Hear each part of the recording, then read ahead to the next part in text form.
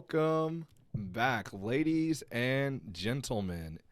We actually have a live caller right off the bat. Hello, my name is Timothy Williams. You're live with Total Media Live. Can I get your name before we put you live? We are actually live officially right now.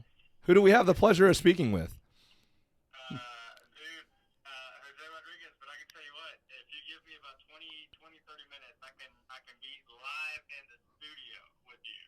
Oh, wow. Oh, wow. All right. Well, the more the merrier. I guess we'll see you in 20 minutes, sir. All right, man. We'll be there. All right. Sounds good. So, ladies and gentlemen, thank you guys so much for tuning in. This is the 4th episode in a special edition of Total Media Live. I am here with our friend, Bo Smith.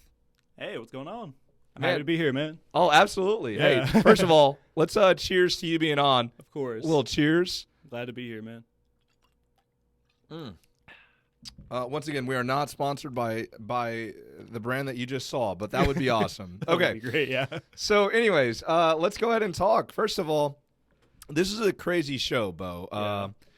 Originally, we were planning on having one of our other friends on, and you know, a lot of things have kind of happened in the past week, especially the past 24 hours. Right. And you had a little bit of flexibility, Yep. and I am so happy to have you on our show today, Bo. Yeah, dude, I'm glad to be here. Yeah, man. There's a lot going on in the world right now Yeah. with all this craziness going on. Yeah. It's just kind of cool to be able to have a second where people can kind of relax for a second. People can enjoy just, you know, a good old conversation. And, you know, even you guys can call in live today. That is something that we're doing. That is So really cool. all throughout this show, basically, if you want to reach out at 615-434-2640, the number that's on the screen, you guys can be featured live on our show, and we will take questions, we will take shout-outs, anything you guys got. We will go ahead and put you guys on our air. But for now, all of our attention, everything is focused on our friend Bo Smith here. So, for those of you wondering how I know Bo, how Bo and I met, me and Bo go back many years. I would say Many probably years. a decade plus, man. Yeah, for sure. I mean, we're looking at maybe 2007, 2008. That sounds about right. Yeah. I mean, I would say it goes back a long time, man. yeah. So, and what is the big connection that we have first had? What would you say that was? I want to say it was like, it was at TNLG. I want to say it was at the Nashville store. And Okay. I really like remember resonating with you particularly because you were one of the better players there at the time. And 2008 me, at least in my opinion, right? 2008 me was very much like I'm like a little kid. I don't like really know how to play like super well. Yeah. Like I would say like I had just heard about like that year, maybe like the year before, like metagame.com, right? So like the competitive scene or whatever, right, was like Yeah. a foreign thing to me. So I was always really interested in the players that were better than me. So I remember really liking you a lot, and I remember liking Sam on quite a bit. Oh, Sam was Yeah. somebody who was like known throughout the Knoxville community, known throughout obviously the Kentucky community. Because Yeah, yeah. where would you say you claim your local for trading card games? Like right now. Or I guess where would you say, what area? I guess would like be the Bowling Green area. okay. Sort of like southern, like about the most southern local that there is, like in Kentucky, I would say. Yeah. So we've got a little bit of a different mixture because, you know, a lot of the time from the guests that we've had on, you know, we've had some people that are business owners, some people that are physical trainers, people like that, and you know, even some people that play trading card games. And when you talk about the people that play trading card games, there's usually an intense pride in where your local's from, you know, the people that are from your local, and just kind of being proud of, hey, you know, we had a guy that did this, or hey, I did this from my local. So would you say that that's kind of similar in the Bowling Green area, Southern Kentucky area? So the thing about the Bowling Green area is that we didn't have like an official, like local, like an official tournament store till I want to say 2010 is when I remember that getting established. So we played Yu-Gi-Oh all the time, but Yu-Gi-Oh is like so crazy in Bowling Green, where it used to be like we have like our mall in the town, like the Greenwood Mall or whatever, and that used to be where everyone played. Like I Okay. remember like my origin story for Yu-Gi-Oh! Like I don't want to get like too crazy into it, but like was like going to the mall when I was a kid, and there being like a guy with like, I don't know what you call it, like a kiosk or whatever. Yeah. Where he had yeah. like the little, like it was like on wheels, it was like a glass case. It was the first guy that I knew that sold Yu-Gi-Oh cards. Mm-hmm. And he had like a case of like holos. He had like one rows of like commons or whatever. And that guy Yeah. would like, that's where everyone would gravitate to play Yu-Gi-Oh. He was like, there's Oh, like yeah. this open space with like 20 or 30 like tables just like in the mall that nobody ever sits at. But he was like, but once a week people gather here to play Yu-Gi-Oh cards. It was like, Oh, on like I think it wow. was a Tuesday. So I was like, okay. So I'm like a little kid. So I'm like, my mom, I'm like, we got to go up here on Tuesday around like 5 p.m. or whatever after you get off work or whatever. And like, let's go find out if there's any like Yu-Gi-Oh here. And I remember showing up my first time and there's like 25 people. Yeah. That's I was insane, like, this man. is real. Yeah. Wow. So, a lot of people, they talk about their first experience being at like a Books A Million, Yeah. Toys R Us. Yeah. Let's see if I can think of any, KB Toys possibly, even if Yeah, anybody yeah, remembers yeah, the KB Toys. A lot of these toy businesses, by the way, have just been decimated with, companies basically taking Right, over yeah. and basically taking their place in the market. But, not to get too gloom and doom, when you talk about the history of trading card games, it's kind of cool to hear the story about the mall.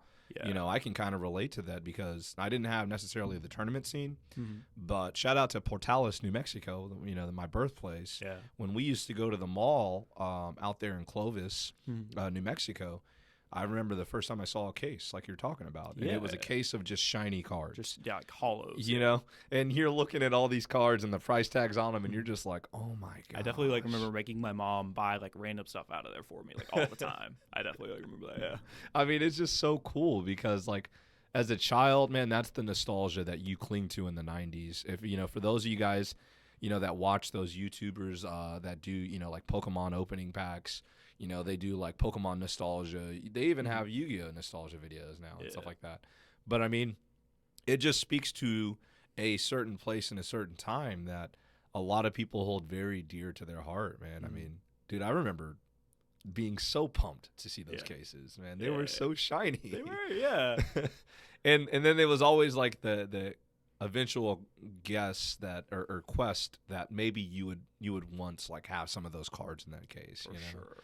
So really cool stuff. When would you say that you started, I guess, traveling for tournaments and things of that nature? Because you got your origin right. Yeah. Now, when did you start seeing tournament play and things of that nature? I want to say it was 2007 Mm-hmm. would be like my first. I remember my first Shonen Jump was in 2007. I don't remember my first regional. It might have been 2006. Mm-hmm. But I remember like my progression was very much like we gather once a week in the mall. Yeah. And people there, they had like better decks. They had like real decks. They paid attention to like metagame.com. They introduced me to metagame.com. And for me, that was like where it like really, really all started. So I was like getting introduced to that. They told us about like a regional. And eventually I convinced my mom to take me to like a regional. And it was at like Next Level Games. Yep. Back when they were in the Bellevue Mall, their first location. That was like their biggest store ever. It could hold like 200 something people. Oh, yeah, that store was huge. Yeah, I mean- remember that, and then I remember sneak peeks had started to happen. The first one was, I think it was the Lost Millennium. I want to say was the first sneak preview. wow. I don't remember fully, but I remember whichever one where they gave out Amazon as Chainmaster as a promo. The was, like- Lost Millennium. Yeah, like the sneak promo for that. I remember seeing advertisements for that on television. They Yeah, used to advertise. They used to have like little 30-second TV commercials for sneak peeks. I'm trying to look up when this set came out, guys. We're talking about 2006, 2005 worldwide. So Yeah. pretty interesting. Wow. Yeah, I think I can kind of remember that a little bit as well. I remember I think that's what it was. So it was like I saw on television my first sneak peek, and they would advertise like all of the stores they were at. It was like Next Level Games in Nashville was the only one that was like relatively near me at all. So I convinced my mom, like, hey, let's go to the sneak preview. So I go to the sneak preview, and there's like almost 100 people. Oh, dude, Like, they used to be seriously? so big. Yeah, it used to be so big back in the day. And like from there I got introduced to like regionals, and then I remember going to my first Shonen Jump later. Yeah, in 2007 it was Shonen Jump Durham in North wow. Carolina. Wow. Yeah. So you started traveling, and that's one thing that you would probably like. How many? Let's kind of ask this question: how many places do you think you've been to play like different trading card game tournaments and just participate in different events? I would say all over the East Coast. Probably I've been in every state at some point. You said North Carolina. I know we've been to Missouri. Yeah, we went to Missouri. We've also been to Atlanta together. Mhm. I know you also were, when you started traveling, to where you're to the point where you're at now in terms of traveling. Like, I want to say that I was 15 going on my first trip. Like I'm 27 now, right? Yeah. So I want to say like 15. Like I've been playing Yu-Gi-Oh and like trying to like play competitively for over a decade. So I would say it's like over a decade of like, at first it was just like going to like 1 or 2 tournaments when I'm a kid and just like whenever my mom could like take me somewhere. Yeah. So eventually, and I like grow up with it. So it's like I become like an adult, I get my own car, I get my license, like all that stuff, and it's like I could do it on my own, and then I start doing it a lot, and it starts like turning into like a lifestyle. Oh if yeah, that makes dude. sense. Yeah. I mean, like I can definitely relate. I'm sure that there's our listeners that have played trading card games or have played like a competitive thing that they really get into, Right. and all of a sudden, you're traveling to different states to do it. I just think it's something that not a lot of people give a lot of credit to, man. Like I've gotten to go all over the country to be able to play trading card games. That was like a thing for me too. Was like I remember telling people about playing Yu-Gi-Oh like in like high school or something, for example, right? And telling them about how I got to travel to like different places or whatever. And there was very much so like a divide between like sorry. Like the people who got it and understood what I was saying and like didn't. And like high school was like a rough environment, right? Like there were like bullies, like people would like make fun of you for like being a nerd or whatever, right? But that was like there was like the people who got it and people who didn't. Yeah. Like, even back then. Yeah, and there still is, right? Yeah. I mean, like, I think that the biggest thing that I really try to emphasize is, and I know that I haven't had a chance to be in a classroom in a couple weeks now since we've been out with all this craziness. But I think one of the biggest things to take away from, like, growing up playing like card games and things like that, and then seeing these entrepreneurs of these huge tech companies like Jeff Bezos and Mark Zuckerberg, and I'm just like, look, man, let people be people. Yeah. You know what I mean? Like, at the end of the day, if somebody really enjoys eating cereal every morning, hey, let them do it. Yeah. If somebody really enjoys, going out and hanging with the boys on Friday nights and, having these memories in college, like these different groups, social groups, why are we so upset with what they're doing and so concerned with like trading card game players and gamers that we don't let them learn lessons? Right. Let them be them. Let them grow up and kind of learn from their own mistakes, because you're going to grow as a person doing that. Yeah, I just have a really big problem with, like, I don't know, this. There's a lot of people that kind of look at people that watch anime, people that, play trading card games, people that play Fortnite, and they're just like, what are you doing? And I just think that's unnecessary. I know for me it would have been like crazy different if I had like bought into the people who were telling me to like not do these kind of things. Because like, again, like the divide with like people who like understood like the nerdy hobbies and the passions and stuff like that, and the people who didn't. I couldn't imagine where I would be right now if I like took their like advice and their like criticisms to heart and just like quit Yu-Gi-Oh, quit all my nerdy hobbies, became like a normal guy or whatever. Because I've like grown up basically my entire life surrounded by like trading card games, and I've grown up like with those communities. Those are like my favorite people. Yeah, and I think that you've met so many people through this. Like, I mean, I know that you have relationships with people that are deep. I mean, in terms of like years of friendships, because I know that you have your own local community too. Like obviously we're friends, but I always remember like, man, you had your own crew in your own local.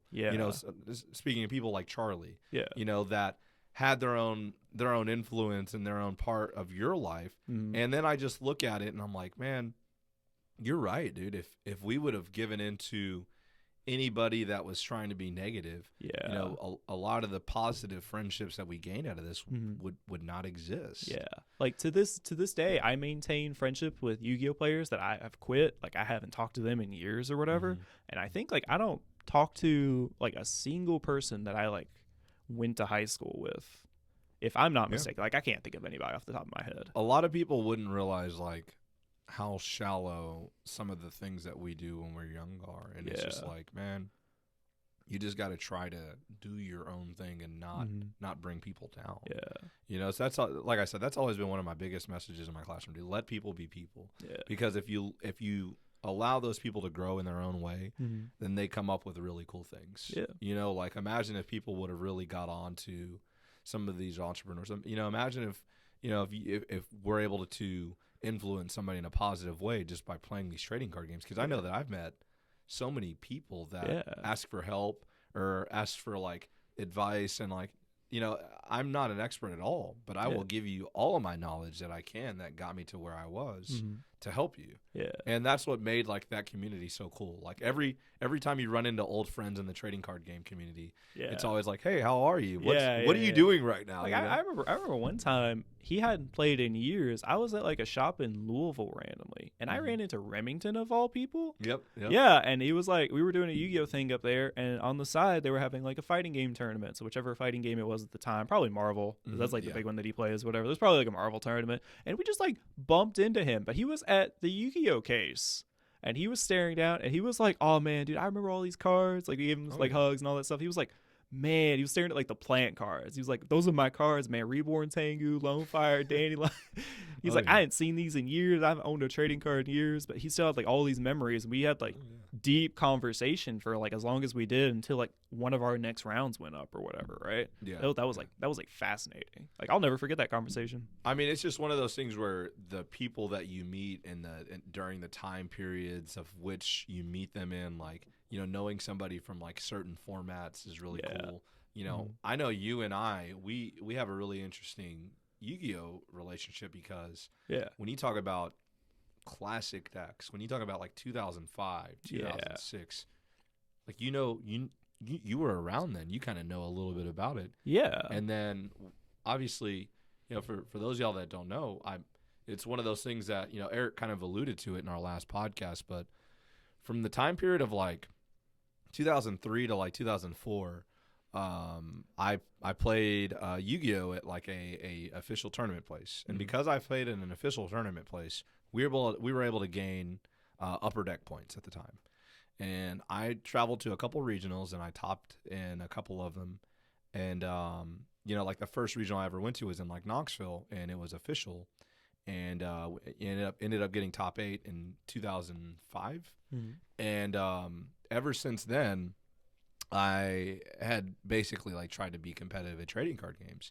But when that time period happened, they used to give people points. And so like one of my biggest, I guess, kind of, I don't know, trading card game claims to fame is that for the longest time, I was rated the #1 duelist in Tennessee. And like for a period of time, I was even rated as high as like #3, #5 in the world. Yeah. And like it was crazy. Yeah. Honestly. First of all, that's the first thing I want to say.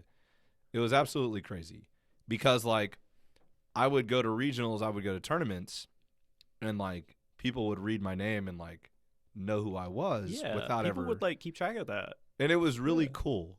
You know, and like as a child, like I'll be real honest, man. I was sometimes I was a little, you know, I was a little arrogant. I'm not going to lie to you. Yeah. And, you know, there's a lot of crazy things that happen. I remember, like, one time I went to a regional, and, like, there was, like, an older married couple that was mad that I was winning, you know? Like, and, I mean, like, it was just the strangest thing. Like, they're mad at this 13-year-old because he is expressing joy when he wins in this card game. And, like, it was just so weird, man. But long story short, the reason why me and Bo go back so long is because like he was around this time period when I was kind of like playing and he was playing, and this whole tournament scene was starting to become a real thing. Yeah. And Yu-Gi-Oh really started to blow up.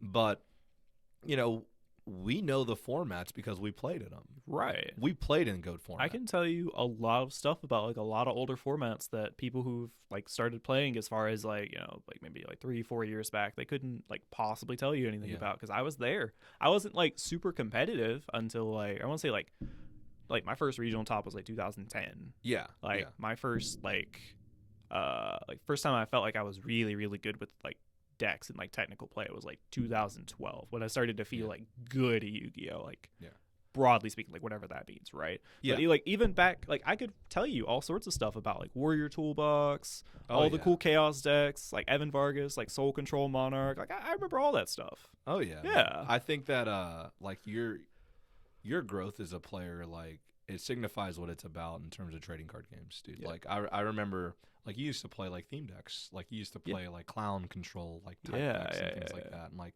I don't know, you used to have like different kinds of decks that weren't necessarily like tier 1, but you enjoyed playing the game. You enjoyed collecting the cards. Yeah. You enjoyed like meeting people and learning from them. And like that's something that I've always remembered about Bo when I think about you. So when I came back onto the trading card game scene, I took like a break from like I don't know 2009 to like 2011. I remember that. And then like when I came back like 2011 ish, I remember seeing you and you had gotten so much better. I in got terms so of much better. I remember 2011 for everything. me was like really when it started to like get better for me. Yeah, man, it was just like that's what it's about. I think that trading card games and games in general, they teach you like, dude, you may not be the best right now, but if you work, you'll be better. And like that was the thing that like continuously drove you and got you to the point where you're able to get your first regional top. You're able to start, making a splash in some of these higher events and being on those cutting edges of like those last round bubbles. Yeah. And I don't know, man. So like that's one thing that I've always like thought about when I think about you in trading card games. Yeah. And your knowledge goes back so far. Yeah. Like for me it's like I remember like my first regional top especially was like one of the very first times where I thought I was like correct in being able to like say no to like popular opinions, and I came up with kind of like I guess like my own opinions on like the format, the deck I played, or because like my first regional top was with like Frog FDK, right? Yeah, which like sounds like a joke if you weren't like around back then, but like you were cool. I did know a little bit about it. There was like a huge reputation about that particular deck. Yeah. And it was meant to be like sacky. It was meant to be like very one-dimensional. It wasn't popular in tournaments at all. People like hated you if you played it. Oh yeah, dude. It was not a popular deck choice in terms of people loving you. Yeah, people would like literally shun you if you played it, right? But I remember building the deck and having like 2 or 3 people with the deck because it was all commons. It was like all the frog commons. Oh, yeah. And there were like a few spells, and it was literally like a $20 deck. It was the cheapest thing imaginable, right? No extra deck. Like you could play with the extra deck. It was better if you had one, but like you didn't have to have all the expensive like synchros at the time or whatever. And I remember watching my friends play, and they came up to like the same opinions that was like popular. They were like, "Oh, this deck only wins if you draw a Substitute. This deck only wins if you draw a Giant Trunade." And I remember watching them play, and I was like, "No." I was just like, no, there was like all these different lines that the deck could do, all these like different avenues to winning the game. You would FTK people, and it was like really unfair. Yeah. But there were so many more ways to do it than like people remember. Yeah. There were like so many ways to like get to like the FTK. There were like ways to play through back rows. That like I remember like the coolest part about that deck for me was that there was built-in engine outs to like every, like you call them floodgates now, right? But like every floodgate now, every like problem. We have a guest, ladies and gentlemen. Hold on.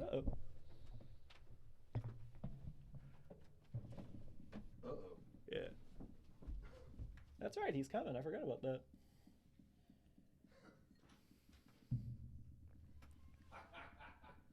You really showed up. Get the fuck out of here. That's hilarious.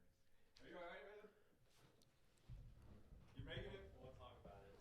Okay, alright. So, let me get you a chair in here, man. Oh my god, this is hilarious. Alright.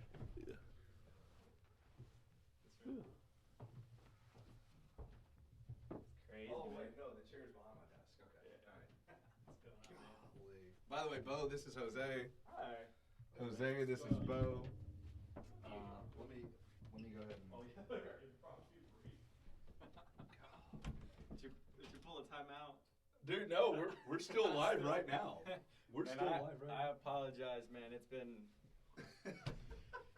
a roller coaster the last couple of days, to say the least. All right, look, I'll tell you what. If you want to come, you want a Stella? Man, I'll take anything. All right, let me grab you a Stella. Let me get you situated. Let me get this ready to go. If you want to sit, dude, if you want to, I don't know, whoever you want to sit by in terms of. It doesn't matter. Mic, dude. That's what I'm saying. It doesn't matter. We We're practicing good social distancing over here. That social distancing is not going to be good. I'm going to just Not be real gonna be- honest with you. So if you want to, like I said, it's wherever you want to sit, man. This is fine, man. I mean, Sure. I don't really know how. Is that okay? Do we talk right into the mic? No, dude, it should pick it up. Honestly, it should pick it up. So yeah, dude, we're just Is he live too? we're watching some Twitch, man, just hanging out. But yeah, Awesome, dude. so Well, let me get in the frame here real quick. yeah, I don't even know what the frame looks like. Let's see what it looks like, guys. I have no idea what's going on. Yeah, there's the opener there. Well, yeah, Jose, you're in the shot right there, man. Is what it seems like. All right, man. We're live, ladies and gentlemen. We just had Jose show up. Bo, get in here. We've got Bo coming in.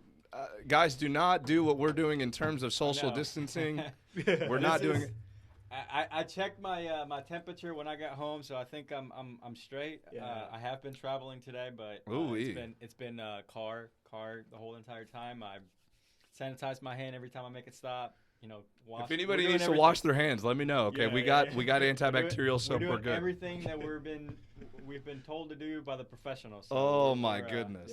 yeah. Oh man. Well, glad to have both of you guys on. This is quite the wild show. I didn't know what to expect when I go ahead and when I showed up today in terms of the podcast, because obviously earlier today I was gonna have Jose on, Yeah. and Jose has quite a bit going on right now. I dropped the ball, man. I dropped the ball. No, it's all good. So let's talk about, first of all, for those of y'all that don't know, these are both two very good friends of mine. Obviously, Bo, who I've met playing a lot of trading card games throughout the years, a lot of times hanging out, and then obviously Jose.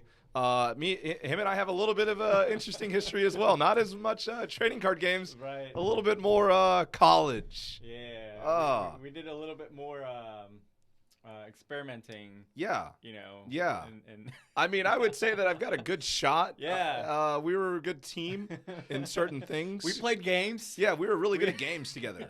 Really good team. So, anyways, man, it's great to have you on. This is the 4th episode of Total Media Live. You're here with Timothy Williams, Bo Smith, and Jose Rodriguez, two of my great friends that have decided to contribute a little bit of content to today's episode in a world of craziness. Boy. How crazy is It's this right wild. now, man? It's crazy, It's man. wild, man. It really is. One of the things that I don't think people realize yet, because you know I'm interacting with all types of people, family, you know, friends, and I don't think I've been traveling the country. Well, not as of lately, but I've been going around the country because I own a construction business and we do a lot of work out of the state, and we've been seeing I feel like more than what people in this area or you know just your average Joe gets to see. I'm really getting a big scope of what's going on all across the country, and I'm going to tell you right now, guys, it's a little scary, man. It is It's a little very scary. Yeah. Yeah. Not from the sense of you know what's happening with the virus and everything. I mean, obviously that's something that we're trying to contain. I don't think that the current situation is going to allow us to you know fully contain this thing, but we are putting proper messages out there to keep people from at least you know reducing the effects of this. But the scary part for me is I'm seeing it from the business perspective, and it's you're starting to see some of those dominoes kind of start to fall, and Yeah. it's going to take a toll that most people aren't aware of. It's going to get ugly.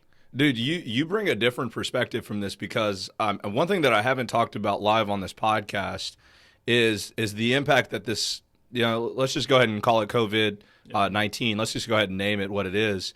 It's the pandemic that's obviously going around the world right now, and it's having ripple effects on everything. Yeah. I mean, let's just talk about my job for a second. You know, I'm a teacher, obviously, and one thing that's happening is schools are shutting You down. guys are done. Like, I don't think that we're going Yeah. back the No, rest you're of the not. year. You're not. There's no way. No, you're not. I mean, from a personal perspective, I would honestly have a little bit of hesitation going back to Yeah. work. I mean, you're telling me that I've got to be in a room, and I okay, I'll be real honest with you. Okay, I don't, and I hate to go on the record, you know, saying these kind of things, but you deal with all these problems as a teacher too, in terms of homelessness. Yeah. In terms of like, man, there are times that my classroom just smells foul. Yeah. Like, and I know that there are kids that are in terrible situations. And so if we were to go and put our kids in a school during this time period of all this chaos, Right. as well as a tornado just hit Yeah. that county, guys. Funny. like it just destroyed 2 schools in that county. And so we're dealing with a tornado on top of this pandemic at the same time. And I'm sitting here like, guys, there's no way I'm going back to work. Guys, and I hate to be the bearer of bad news, man. I feel like I just completely like put the mood down, man. I feel like you guys were enjoying yourself before I got here. We were. It was a great time. Yeah, no, I mean, I'm still, I'm absorbing everything, man, and I'm just being a realist, I'm starting to see it with my own business. I mean, we lost a lot of money in the last 2 days, just to put it out there. Yeah. We lost a lot of money. Two of the biggest hit industries, are the restaurant industry and the hospitality industry, and those are the 2 big industries that we do a lot of work in. So everything that was planned out for the year, it's basically scrapped. Nobody's going to be building new restaurants. Nobody's going to be building new hotels in the short term. I mean, we literally just got wiped out. I mean, we probably lost like $1.2 million worth of contracts for the rest of the year. Oh my God. Yeah, that's a lot of money. So, and that's a lot of you're people. You're seeing, but that's just one. Like you see that. That's just like one business, right? Let's just put my business as being one business. Imagine everybody else that's impacting, right? And that's just like 2 industries that are seeing it right now. Once all of this, like once you start seeing a lot of people, being out of work, a lot of these restaurants that are hanging on, I mean, they're bleeding.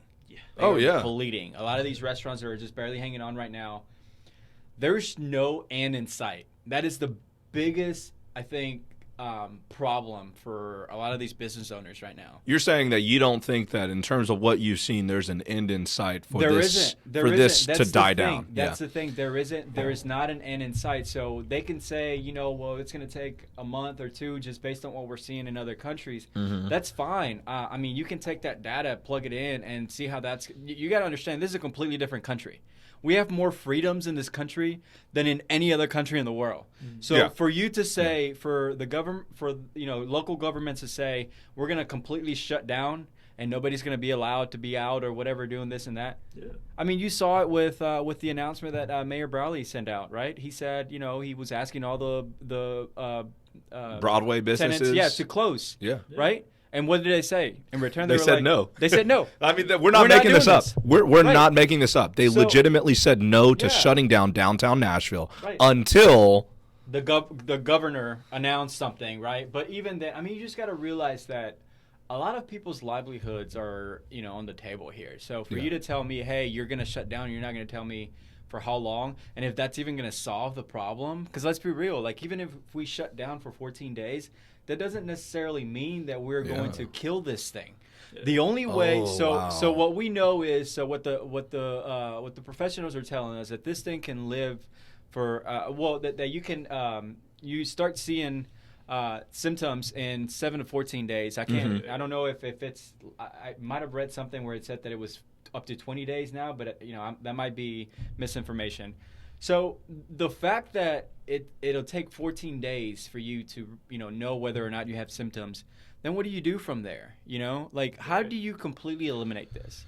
I think you bring up a really big problem with the way we're attacking this is we're saying, hey, everybody just kind of stay still for 14 days. But in those 14 days, we're not necessarily solving the problem. We're just kind of waiting for it to go away. Right. So what you do with that, what you do is you're trying to keep people from spreading, because this thing just spreads like wildfire, and that's been the biggest problem from the beginning.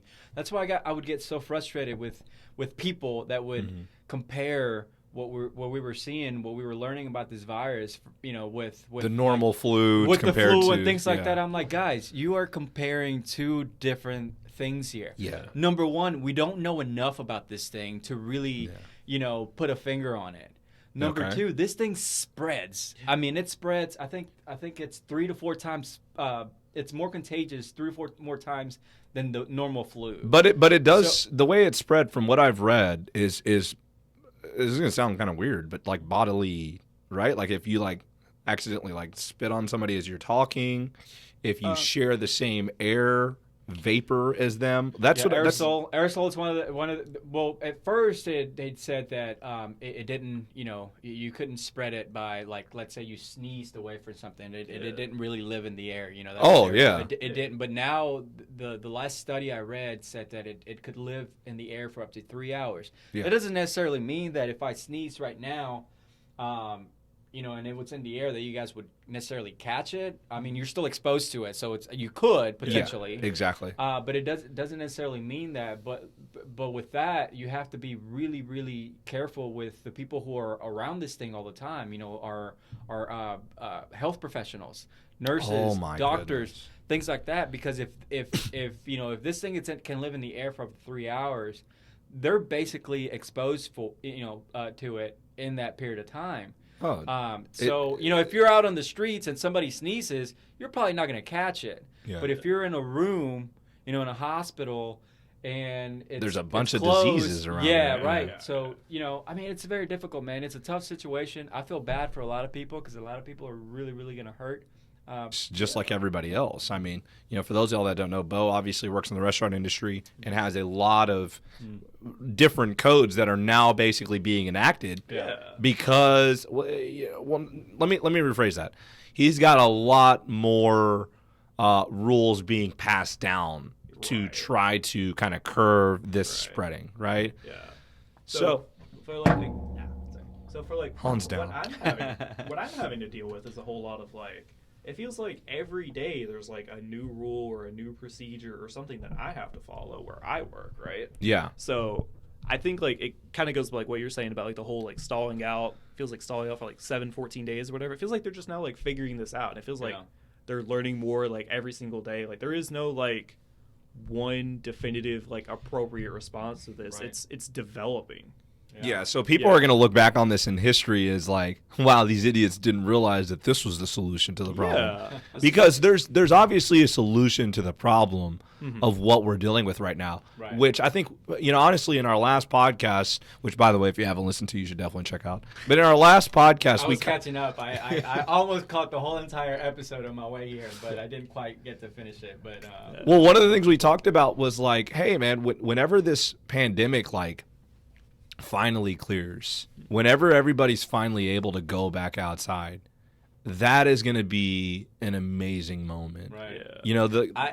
It's so funny you say that. I had a vision today driving. I was like, we're going to be fucking celebrating this thing when it's all said and done. Oh, yeah. Because it's going to feel so uplifting, It's going to feel like such a great victory for humankind after we're done with this thing. Because, dude, this is not just here. This is everywhere in the world. Everywhere in the world. Let me say this, guys. Breaking news: we have something trying to kill us at all moments, all the time. Yeah. So the fact that humankind, goodness willing, will be able to overcome this virus will be just another example of hey, guys. We can do this together. We're persistent little shits, aren't we? Dude, we're monkeys that won't die, apparently, according to some people. You know what I mean? Hey, but I'm not going to go there. But anyways, so when you talk about it, it's just, I think that you're exactly right. It's uplifting for the human spirit if we're able to get through this. And I think that with everybody working together, think about how many doctors. Dude, that's awesome. My mom, I've been talking to my mom, and one of the things she's such a family person. That's what I really do love about her. But she, what her first thought was? We needed this because this is bringing people together. This is strangely bringing enough. This is bringing families together. Yeah. This is bringing coworkers together. This is bringing everybody to work together to try to tackle this thing. Yeah. That was her mentality, and I thought that was really awesome. That was a really good message from her, and I needed to hear that. Because we've been so caught up in the just the day-to-day political, BS. Yeah. And man, we've kind of forgotten about, how whether you're a Republican, Democrat, whatever, blue, purple, whatever, dude, like, I still care about you, and I don't want you to get sick and die. Yeah. You know, that would suck, man. So don't do that. Like, be careful. You know, I'm calling my friends. I'm telling my coworkers. I'm telling all my employees, hey, you know, be smart about everything. The humanity of this is what brings us together. It is. It's definitely awesome to see that there's still that in us. We just, you know, we needed something. We got to get pushed up against the wall to do it. Right? Unfortunately, we needed something this big to kind of knock us in the back of the head and tell us. Hey, but that's how every movie is, isn't it? It's it's like there's some disaster. I'm waiting for Will Smith, dude, to come out and just save the world, man. That's what I'm. Well, he did come out and say that he did in fact misinform the world. That was the story. Oh, Listen, but no, I mean, when you guys talk about the impact that this virus has had, when you talk about the impact that it's had in terms of bringing people together, that's the coolest part about this, and I hope that we can continue to do this. And one other thing, I figure I'll ask both of you guys about. We might be getting $2,000 in the mail. I mean, it's socialism, man. It's here we go. It's awesome, here we man. go. Yeah, It's I was gonna be told awesome. April 6th was when it was happening. I don't know how legitimate that is. Some guy Interesting. told me that. Yeah. April 6th would be a pretty close date. If you talk about April 6th, let's just kind of brainstorm for a second. Yeah. Okay, if we're just kind of going off this hypothetical 6th of April, right? We're talking about a Monday, the first Monday of April, which if you're being logical, that sounds like something the government would officially decide. They would say, oh, the first Monday of April, that sounds legitimate. Yeah. And then you start thinking about all the news that we've heard the past couple of days about them maybe passing this bill.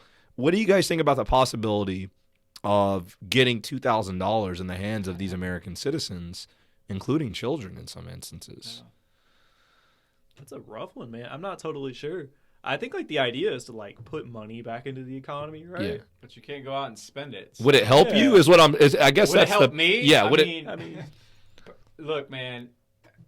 And I don't want to diminish what they're trying to do. Mm-hmm. I get it. $1,000, $2,000 for some people, that's a huge deal. It's a big chunk of change for some people, right? It really is life changing. It is. Like it could determine whether or not they can eat or not. Or pay rent, right? Or pay rent. Yeah. So it's it's a big deal that they're doing that, and they need to do that.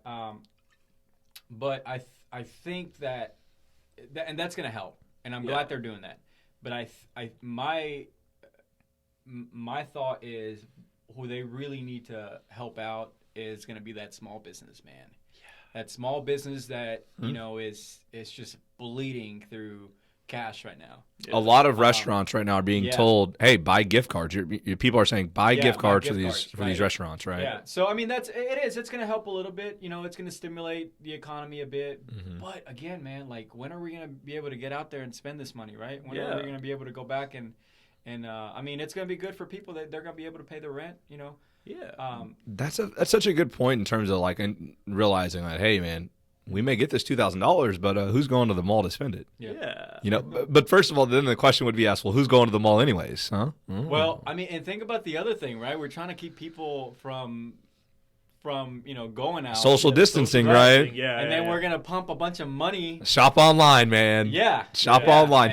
And then wipe everything that you get in the mail. So this helps the big business Amazon tremendously with this $2,000. It's weird, right? So all about that. Yeah. Wow, hey, so we're giving everybody $2,000 so it can help the big business. Is that interesting? Okay, I don't know, but what do you think though? $2,000, will that help you? Would that help people? I think it's circumstantial whether it helped me or not. If I don't have a job anymore because of this.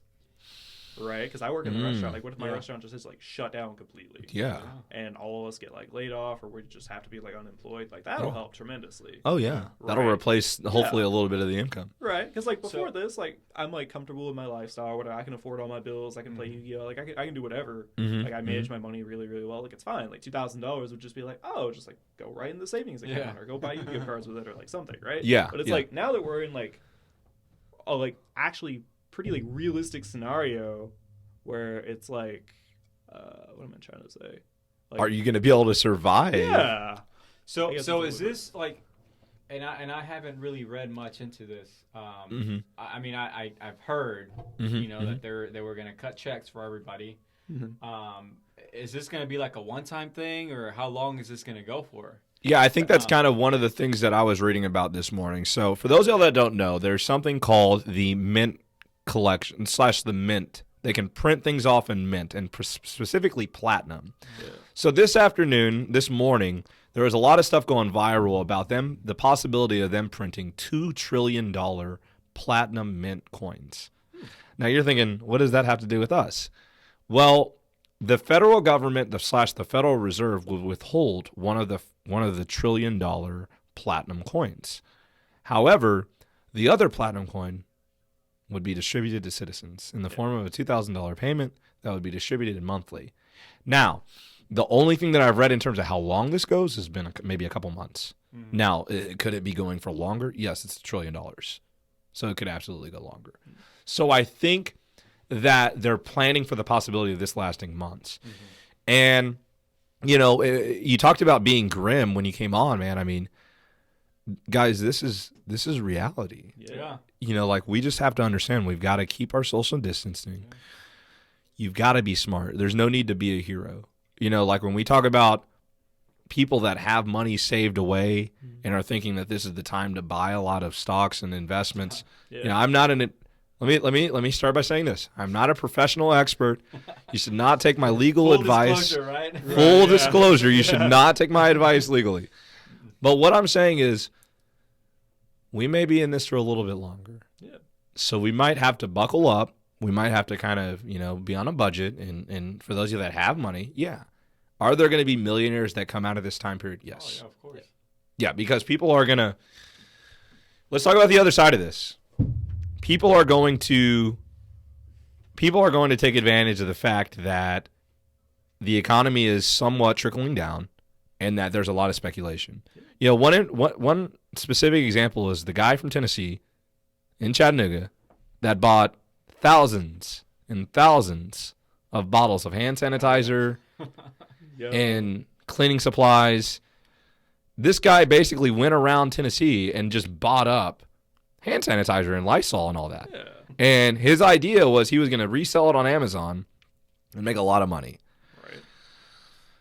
And he got shut down. And he went viral. So, I guess mission accomplished for that. Yeah. But in terms of making money, from what I've read, he made thousands of dollars before they shut him down. So, he ended up making out okay. Yeah. But it just begs the question, is it okay to make money off of time periods like this? And, is that something that people with money saved away should be doing? Yeah. And, if I'm being real honest, I think I've got to entertain some investment options in this time period if I've got some money saved away, right? This is where, people look at 2008. Anytime you go to invest, guys, spoiler alert, you're going to see a graph, okay? And the graph is always going to go down in 2008. Yeah. In 2008, the graph is always going to go down. Yeah. For whatever you're buying, whatever you're investing in, most of the time it's going down in 2008.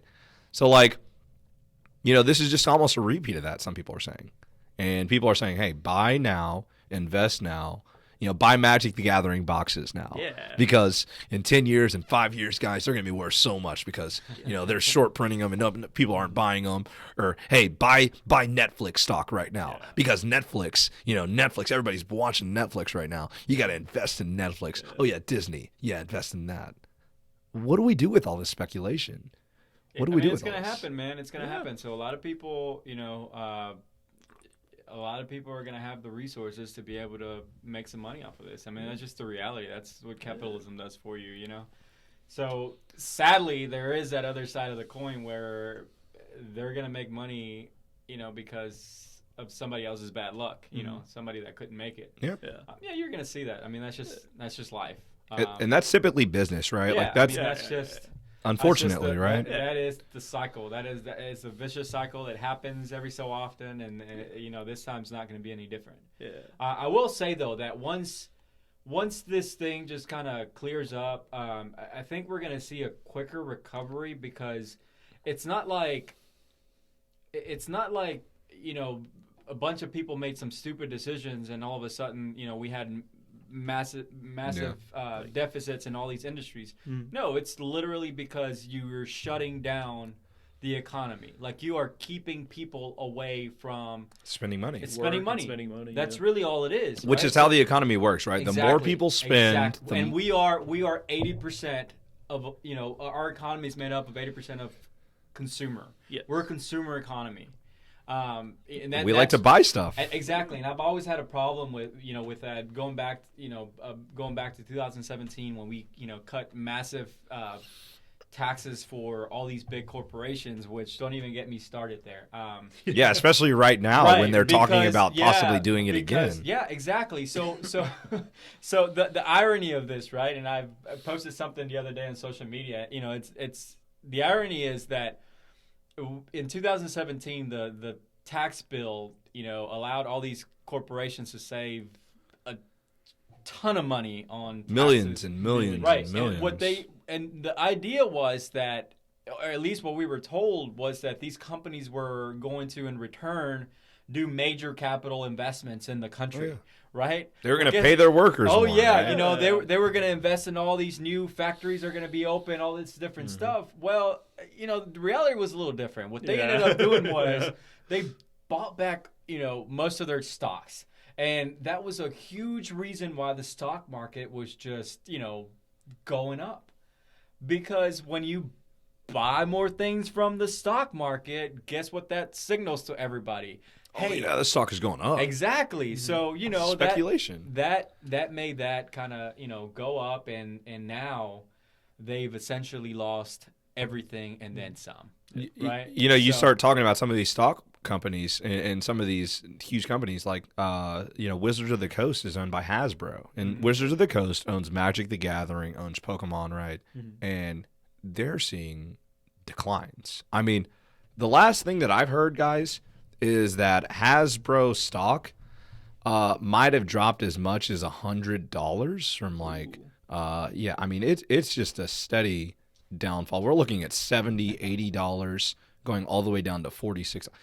Like, we're seeing tremendous losses in even card games that, have an online element and maybe seems like you would think, okay, hey, if everybody's locked in, you can still play Magic. You can still play Yu-Gi-Oh! With your friends in terms of your family. But, that's not necessarily the case. Like, the stock market is getting destroyed right now. It is, yeah. And all the people that have mutual funds and invested in the S&P 500, this is that time when, guess what, it goes down a little bit. But here's the good news. Let me shed a little bit of good news.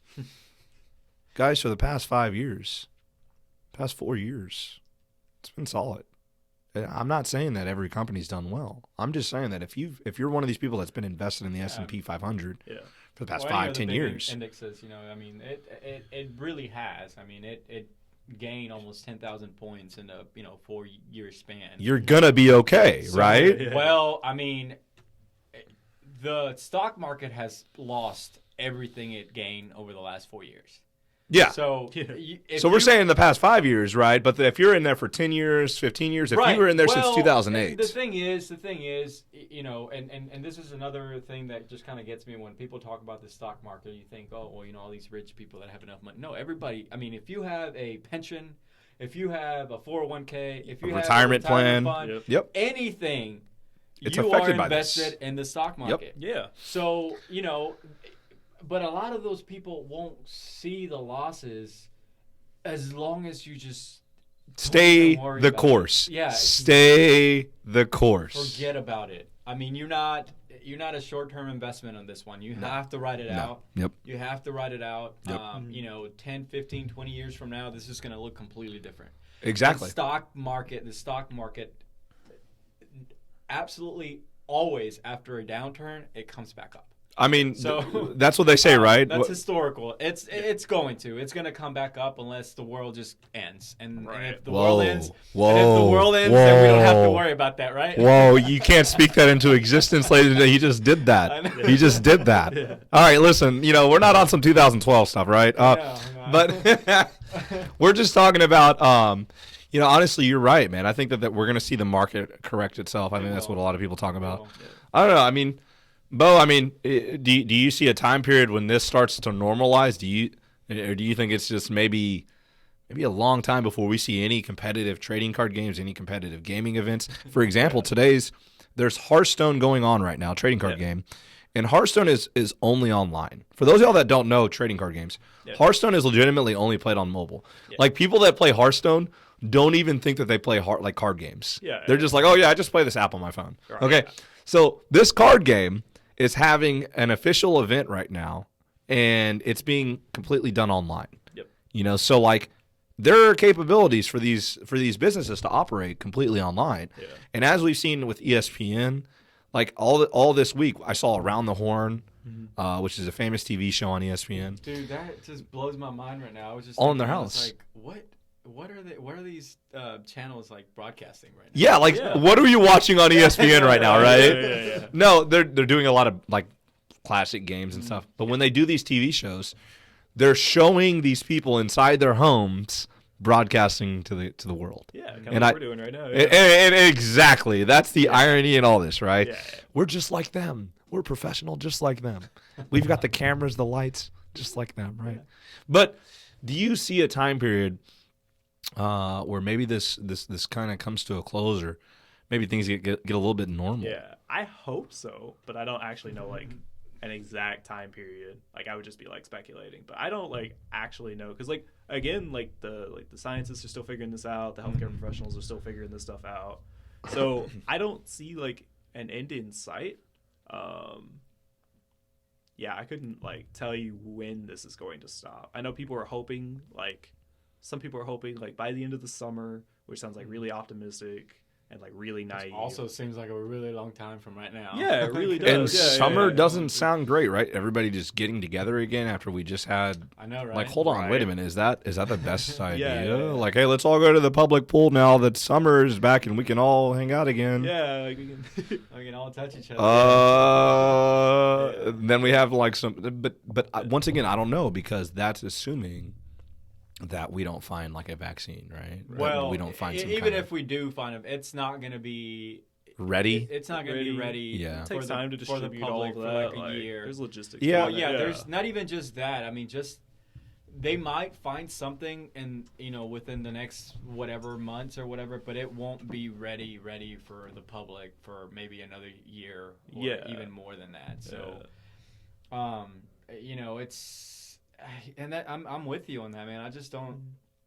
But I am kind of a worst case scenario type of guy, right? So, I'm learning all my fellow business owners out there, and and family members and everybody that I know, friends, because I don't know, man. I feel like I have been exposed to what's going on a little bit more, seeing it from different cities. I mean, we had municipalities in Wisconsin that were shutting down, which completely shuts down construction sites, because you can't get inspections, you can't get nothing done if you don't have the government to approve your work.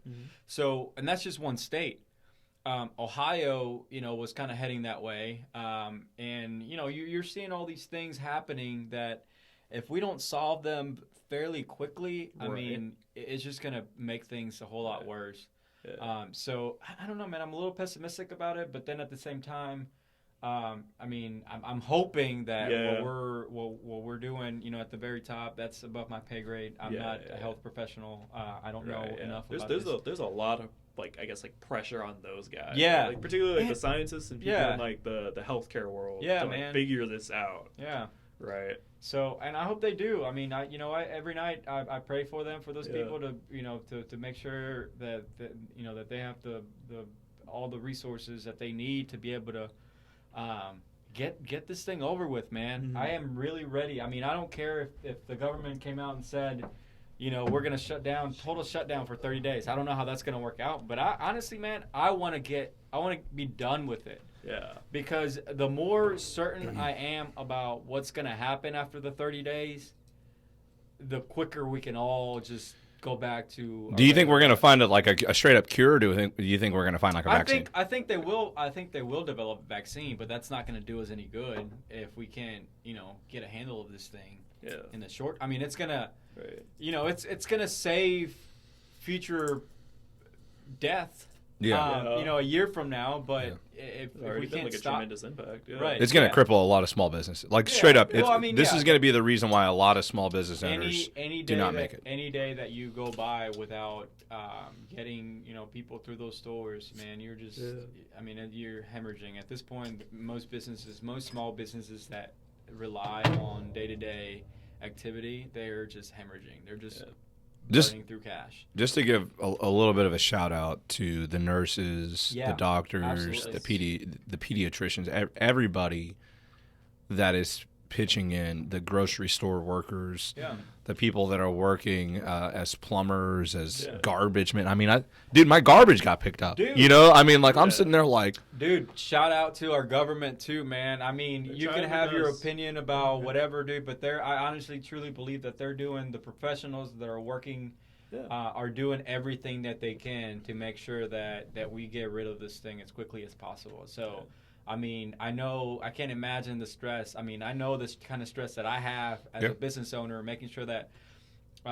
Imagine being a country, you know. I know, right? Exactly. Leader of the country. So your whole, you know, every day you have all this weight on you. So, obviously, we want the government to tell us what's going on, and we should everybody, Democrats, Republicans, you know, anybody, non-political affiliated people, should demand truth from their government, and I hope that they're sharing with us accurate information.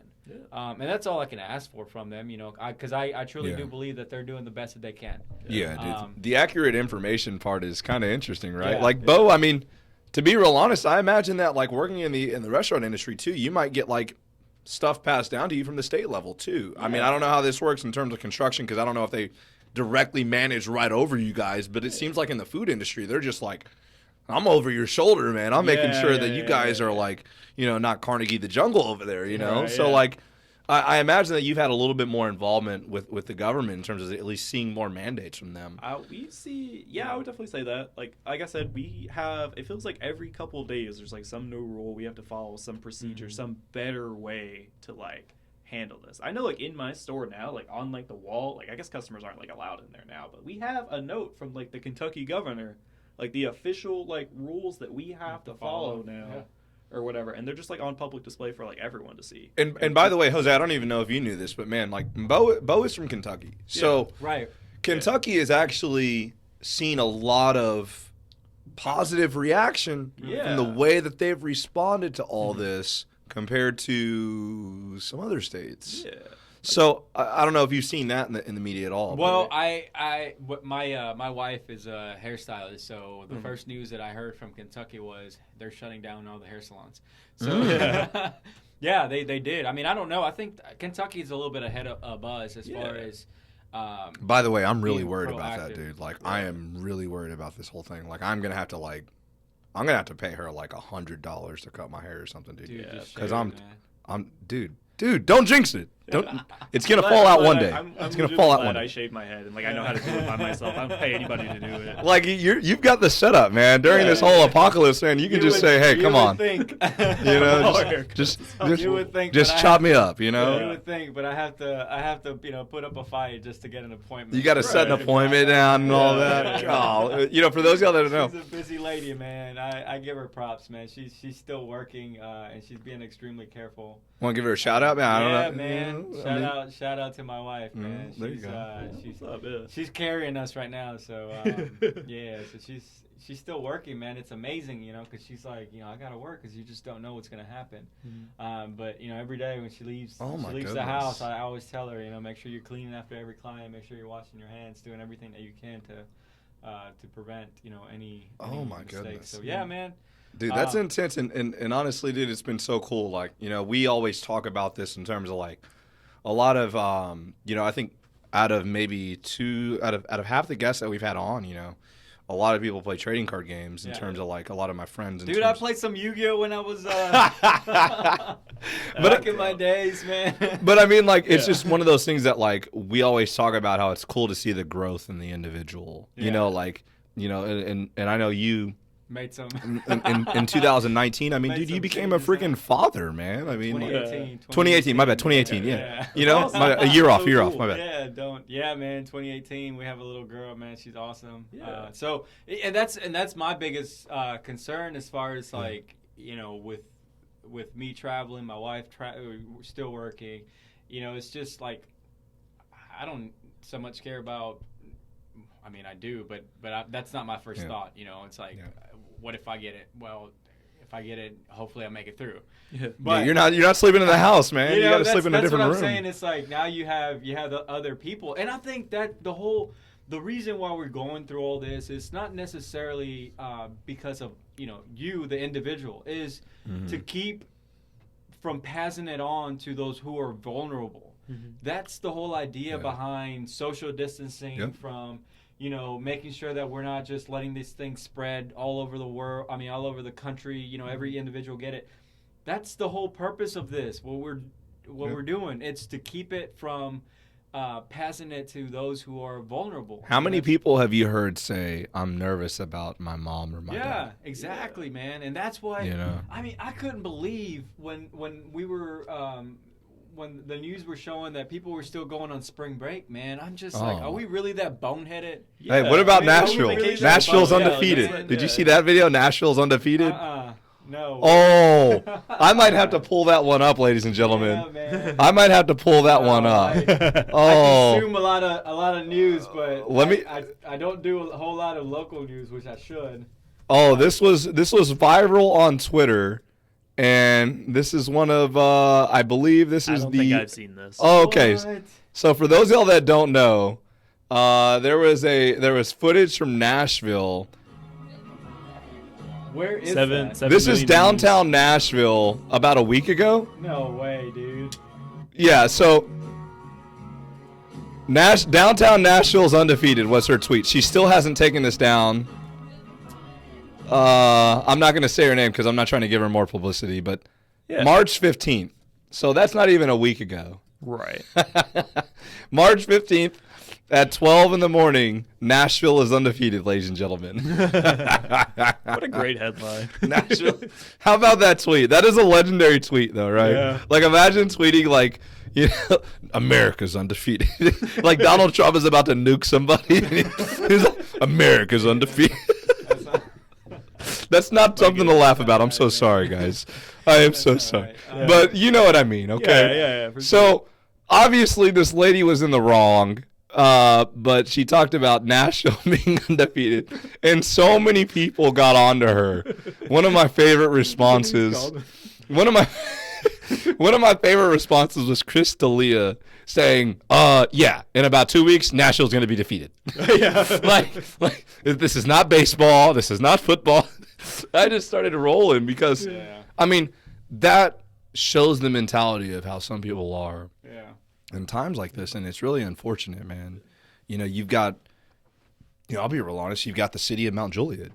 This is going to rub a lot of people the wrong way. This touches very near and dear, obviously, to me because it's close to where I work. But the city of Mount Juliet, and they said business should continue as usual because small businesses will die. Yeah, that was their reasoning for saying business should continue. And it's just weird because I teach personal finance. I teach Dave Ramsey, which, speaking of Dave Ramsey has gotten in the news lately. And for those that don't know who Dave Ramsey is a personal finance guru. He's a multimillionaire. He owns $1 million mansion in Brentwood, Tennessee, which is one of the wealthiest counties in Tennessee. And he owns a company.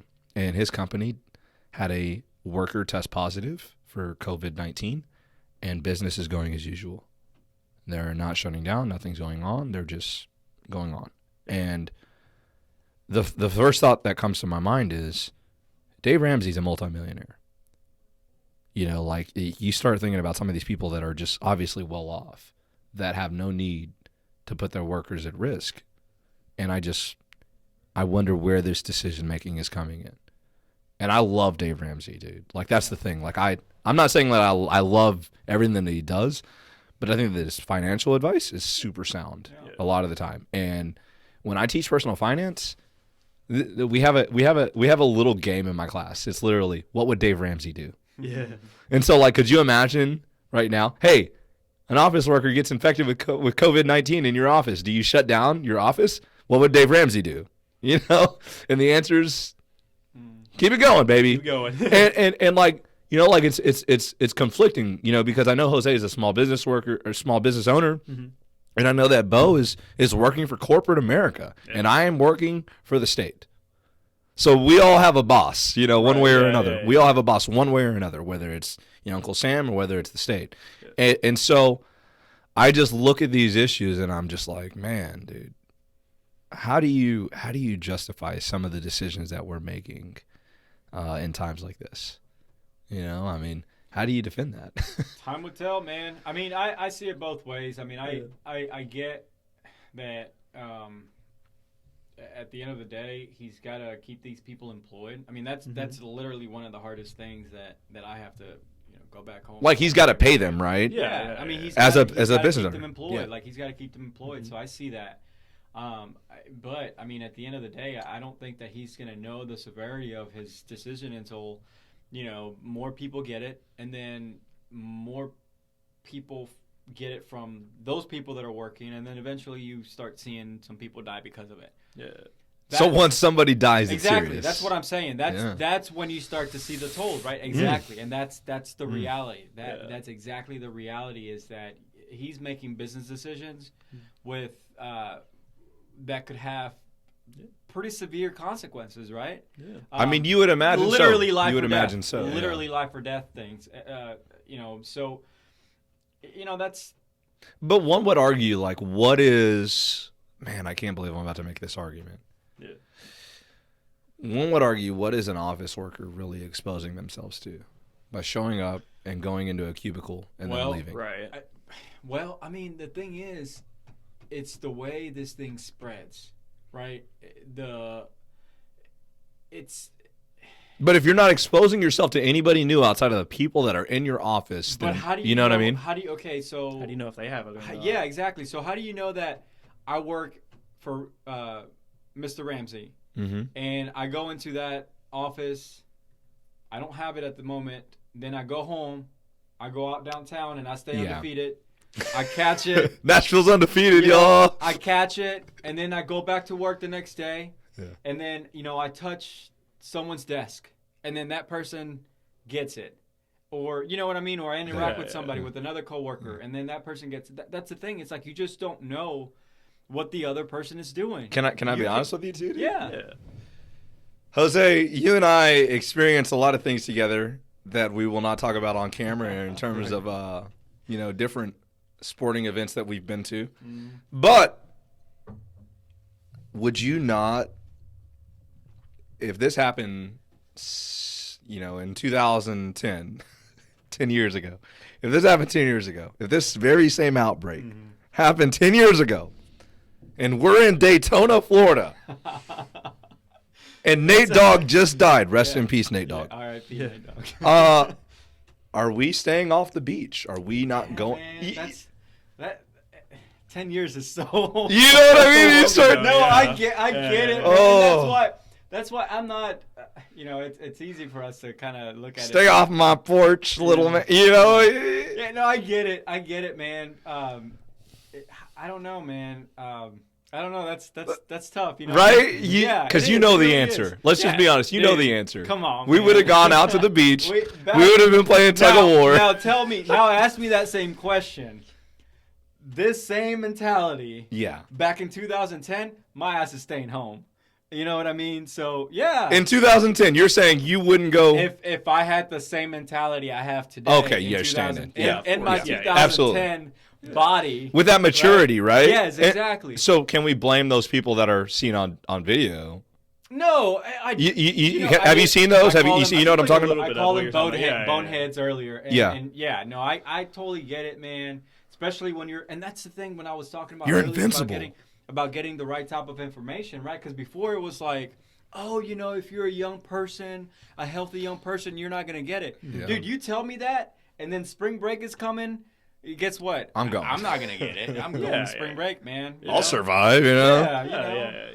So, and if I don't, if I'm going to be drinking enough alcohol to kill anything anyway. So, Hey, listen, this I'll be sanitizing with my beer on the beach, man. I don't need no hand sanitizer. this Everclear kills 99.99% of germs. I mean, oh no, it's tough. It is, and I'm not necessarily telling people how to go about their day. At the beginning, I was a little bit more, go about your day, just be a little bit more careful. Like, it's what I told my wife too. She's still going to work. If I was that freaked out about it, I would have been like, tell her no. Stay home with the kid. But no, I mean, my reaction to it is, just be careful, be extra cautious, clean after every client, wash your hands, make sure you're, all these things are you're thinking about everything. So that's the way I approach it too. I mean, I'm not necessarily gonna, unless we're mandated by the government, we're gonna follow it, everything. Yeah, we'll listen to the government. We'll listen to what they're, because I mean, ultimately we all want the same outcome, right? So if they're trying to accomplish something, I'm not gonna be part of the problem. So you're saying if the government says no people can gather and more, like you can't drive from your house to somebody else's, you're saying that you would abide by that? Yeah, man. Yeah, absolutely. So you wouldn't, if we were scheduled for episode 5 of Total Media Live, I would be doing a Skype session. Oh yeah. one of those home interviews. Yeah. No, I think that's exactly what people should be hearing, and I think that above all else, like, people put your health above all. Like care about the fact that there are people around you that might be impacted by this. Yeah. You know what? We've dedicated a lot of time to talking about, this virus, man. I mean, good gosh. Yeah, and it makes sense because it's a big part of our life. It's happening. I mean, we didn't even get to talk about the tornado, man. Dude, the tornado. I got hit with that too. Did you really? Yeah, man. So our building got structural damage. Oh my god. So we're out of there for the next 14 to 16 Where was this weeks. building located, if you don't mind us asking? It's right across from the Sound Stadium. So. Oh wow, yeah. So the building one street over, that building is completely gone. So, yeah. So you guys got a little lucky, at least having something, I imagine, a little right? bit. I mean, we got some structural damage to the whole building, and then our unit had some water damage and some roof damage. That's about the extent of it. So. How about your home? Are you okay? Is family okay? Yeah, man. No, we're good at the house. Everything's good there. Did Portland get any kind of different action? I know Portland, Tennessee is not something that a lot of people are familiar with. I live in Hendersonville. But family. Yeah, Portland is fine right now. I think they're starting to kind of see a little bit of a slowdown.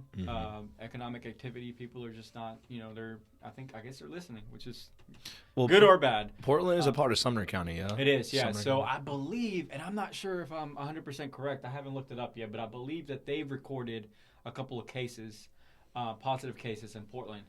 Wow. Yeah, so it's hitting Portland. close to home in Portland, yeah. Some dentist office. Oh my! Well, like, to put it in perspective, guys, like the first cases in Tennessee, golly, we're talking about it again. The first cases in Tennessee were like in Williamson County and stuff. Yeah, man. Let's wrap it up, man. Yeah. I feel bad again, man. I think about it every time. I'm like, you guys were probably just having one hell of a time, and here comes, here comes Debbie Downer.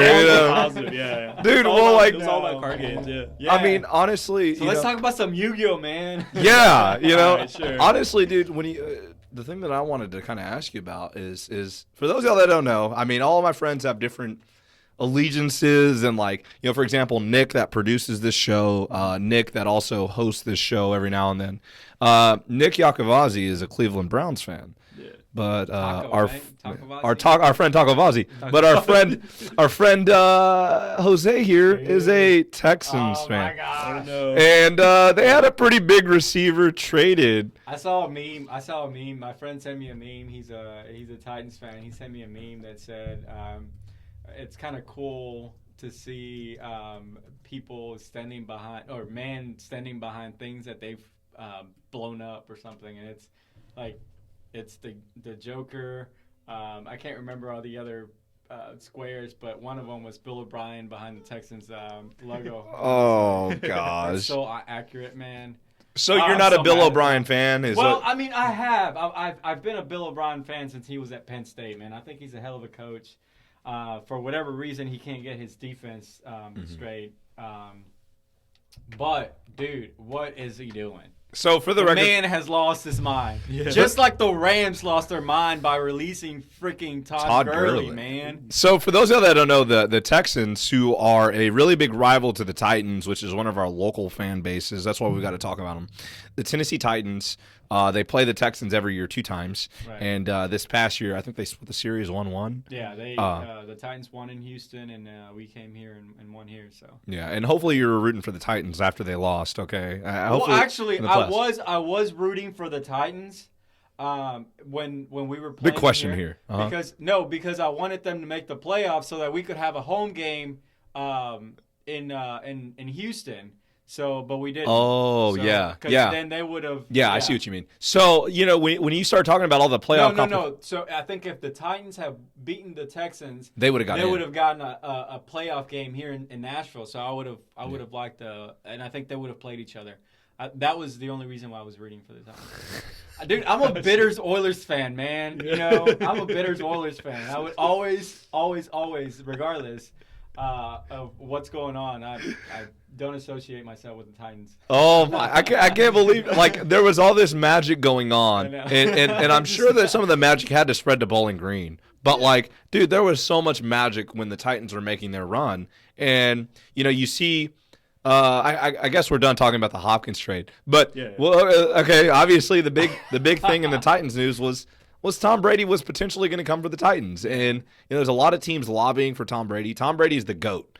And whenever you got the greatest of all time, I don't care whether you're trading card games, Fortnite, Rocket League. If you're the greatest of all time, people have got to respect you. Yeah. And we were thinking about possibly signing Tom Brady, and then that kind of fell through. Right. So I don't know.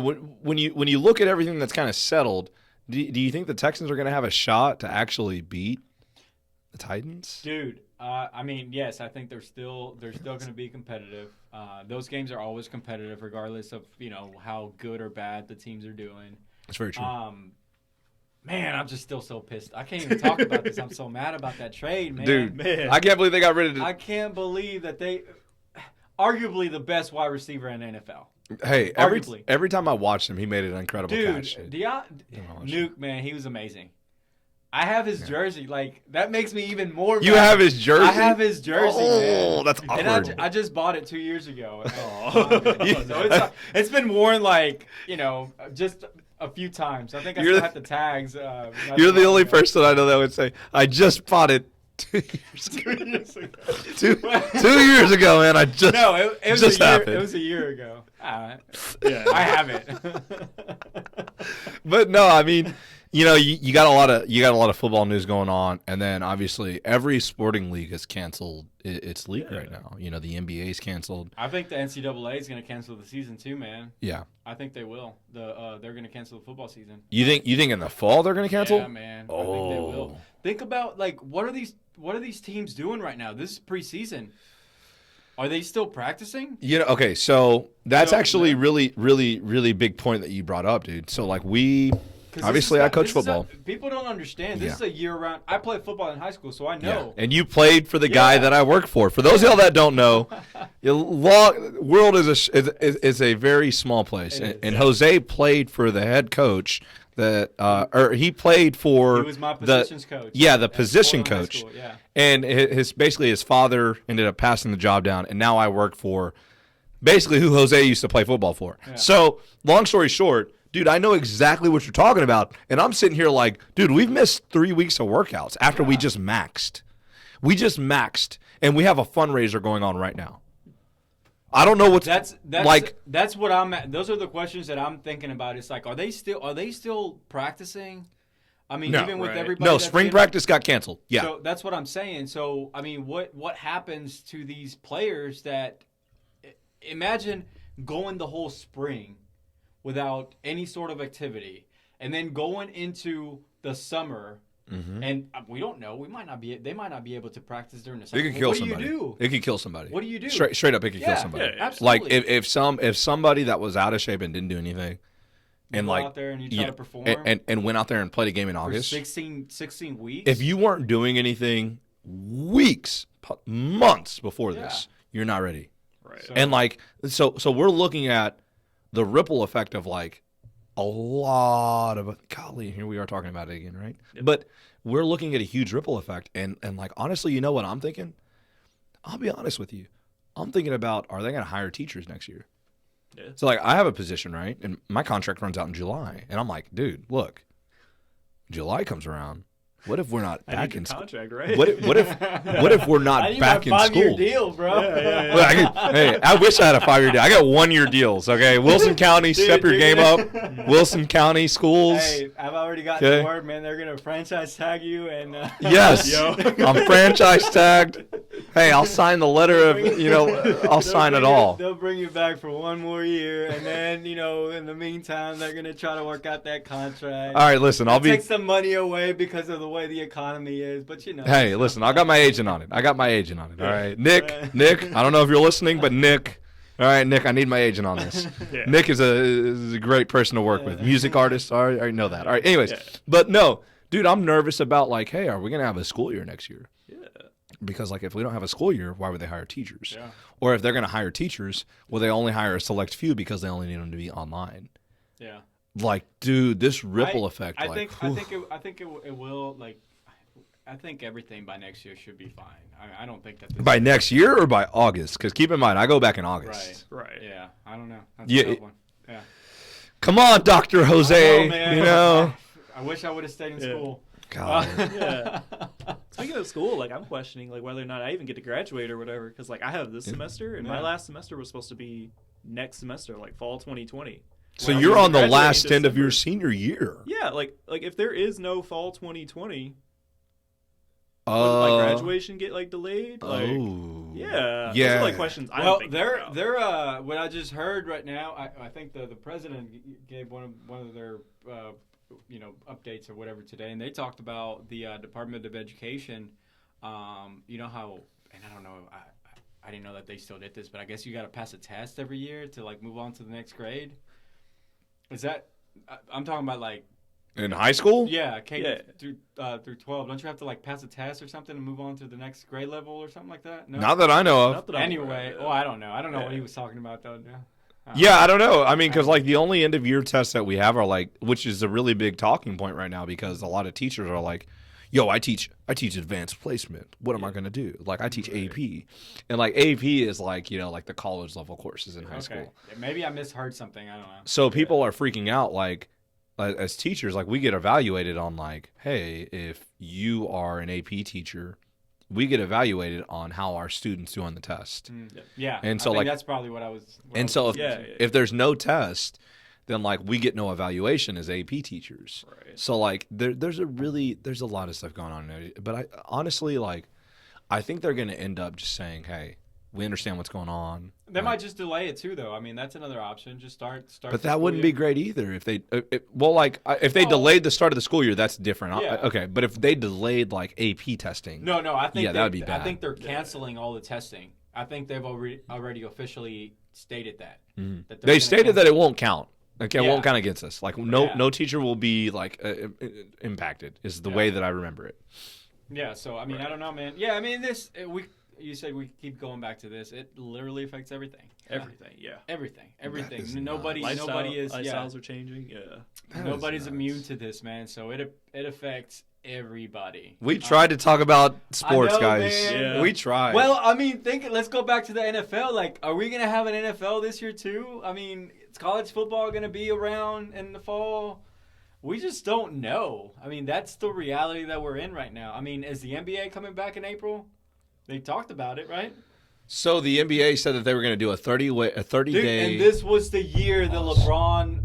Don't even talk that about it. LeBron was Don't gonna even talk win about it. Another Don't- championship, dude. He was gonna do it for Kobe, man.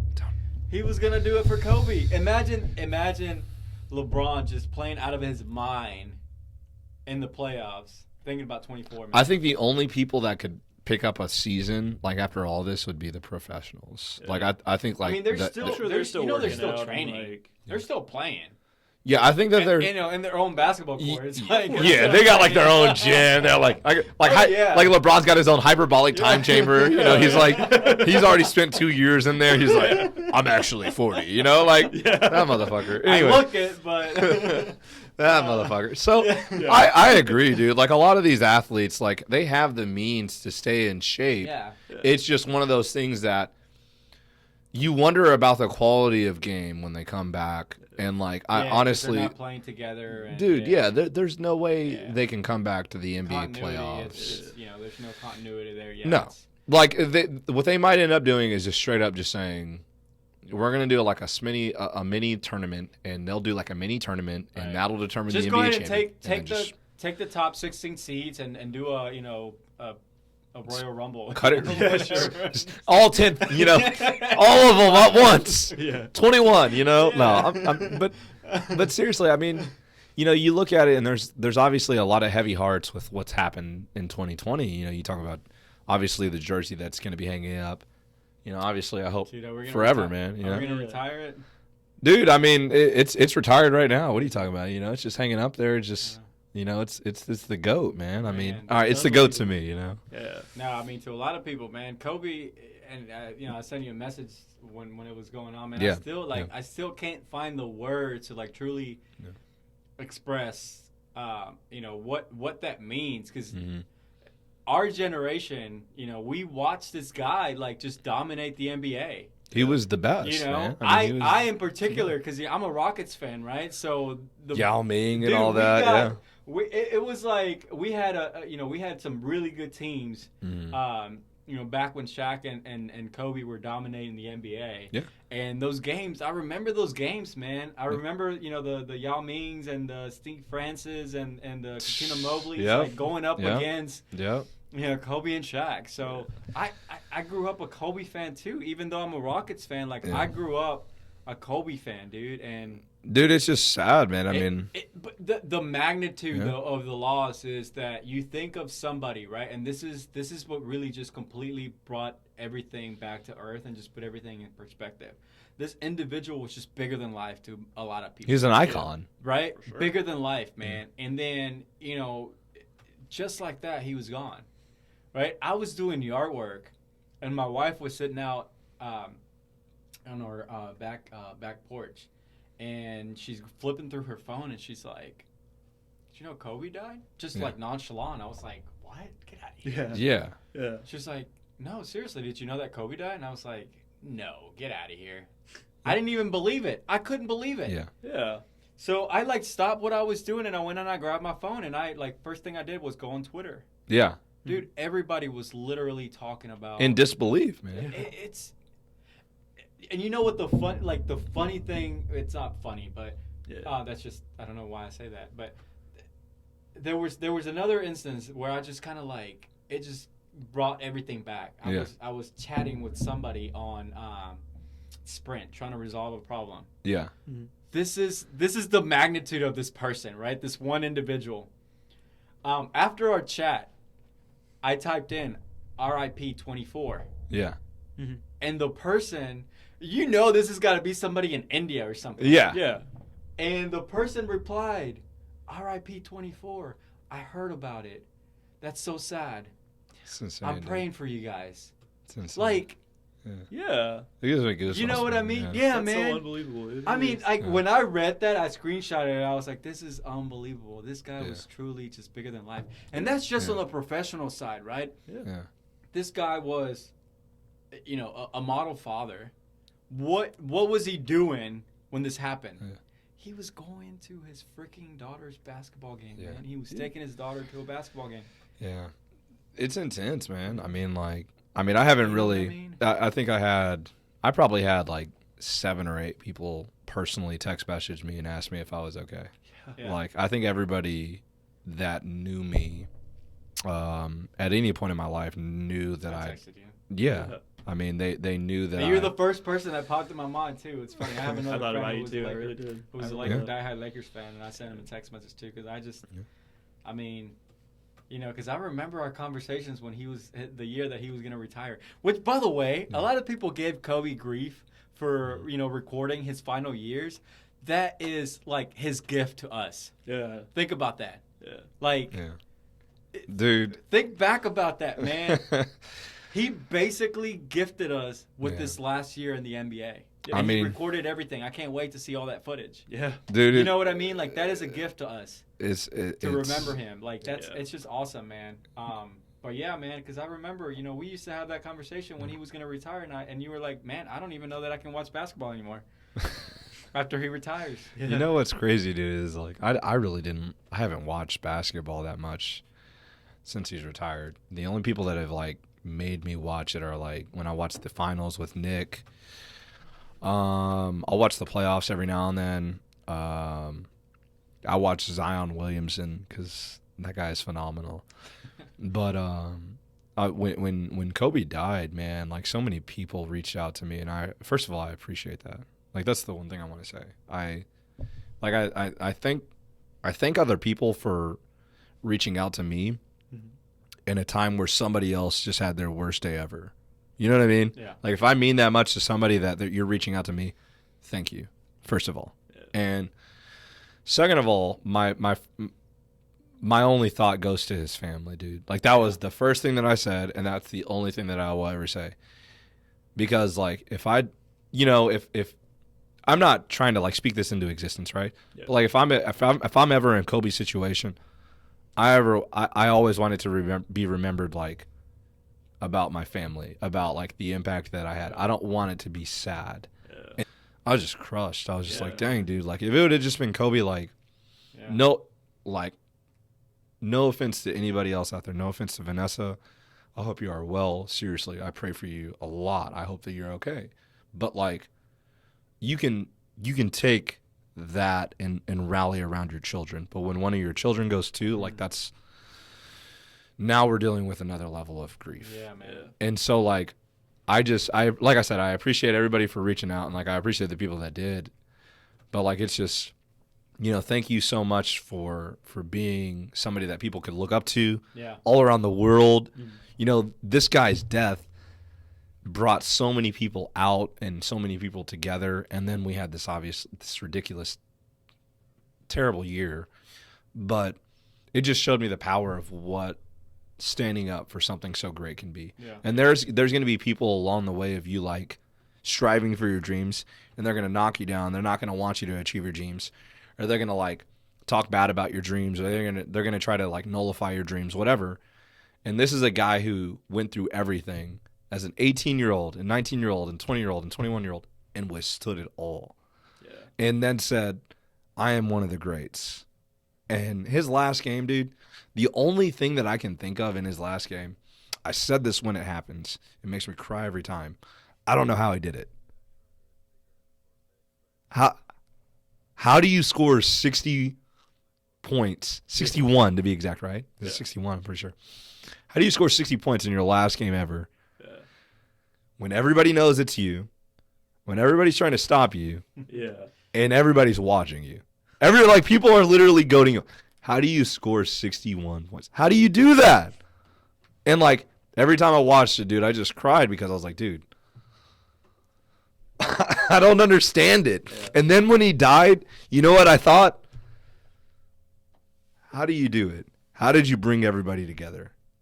You know what I mean? Like, that was the only thing that I could think about Kobe Bean Bryant, dude. And, it hurts, dude. It sucks. But I know that the dude would never want people to be sad. The dude would want people to, like, push through Right. and persevere Yeah. and conquer. And no matter what happens, move forward. Yeah. And that's what we've got to do. That's right. As a society, as friends, as family, we got to persevere through all these hard times and all of these things. It's almost like he was getting us ready, And Right. and so I know it's a heavy subject, man, but I really hope that everybody listening out there, I know we've, with our podcast, guys, that's on iTunes, it's on Stitcher, it's on Spotify, it's on iHeartRadio, it's on SoundCloud, it's on YouTube. With our medium, guys, with our platform, we've reached over, around 100 people. And I just hope that no matter who's listening, no matter what it is, guys, push forward, persevere, stay strong, stay the course, because that's legitimately the only thing we can do. That's right. And we will stay as safe as we can.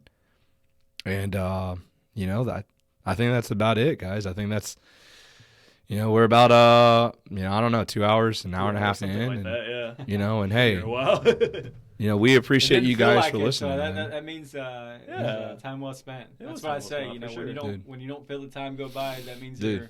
you're having a good time. So. Absolutely. But thank you guys so much for listening, guys. We're going to be wrapping up this episode, a very special episode of Total Media Live, guys, where we had a couple guests call in, guests go ahead and show up all of a sudden.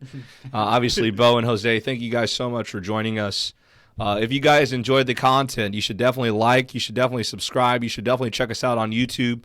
Wherever you're listening, whether it's iTunes, iHeartRadio, Spotify, Stitcher, we appreciate you guys so much for checking us out, and we hope that you are safe during this crazy times. And most of all, guys, stay tough, stay the course, and thank you guys so much for listening. Have a great rest